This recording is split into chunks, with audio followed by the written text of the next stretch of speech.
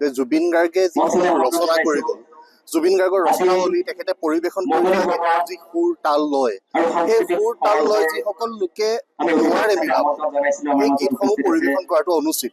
মৰ্মিতা মিত্ৰ নামৰ যিগৰাকী শিল্পী তেখেতে ইয়াত অনুষ্ঠান পৰিৱেশন কৰি আছে, তেওঁক ইয়ালৈ নিমন্ত্ৰণ দিয়া মানুহবোৰ, তেওঁক নিমন্ত্ৰণ দিয়া মানুহবোৰ আমাৰ অসমৰে সমিতি। আমাৰ অসমৰ সমিতিসমূহে এটা বিষয়ত পৃষ্ঠপোষকতা দিয়াটো আমি বিচাৰোঁ যে অসমৰ বহু শিল্পী আছে, যিসমূহ শিল্পীয়ে গীত মাত তেওঁলোকে গোটেই বিষয়বিলাক তেওঁলোকে নিজৰ জীৱনৰ সৈতে জড়িত কৰি নিজক শিল্পী হিচাপে প্ৰতিষ্ঠা কৰিবৰ কাৰণে, কণ্ঠশিল্পী হিচাপে প্ৰতিষ্ঠা কৰিবৰ কাৰণে প্ৰয়াসত অৱতীৰ্ণ হৈ আছে। সেইসকল নতুন প্ৰজন্মক আমি পৃষ্ঠপোষকতা দিবৰ কাৰণে সকলোকে আহ্বান জনাইছোঁ। আৰু জুবিন গাৰ্গৰ গীতসমূহ বিকৃত নকৰিবৰ কাৰণে আমি সকলোকে পুনৰবাৰ সকীয়াই দিছোঁ, এইসমূহ আমাৰ জাতিটোৰ সম্বল।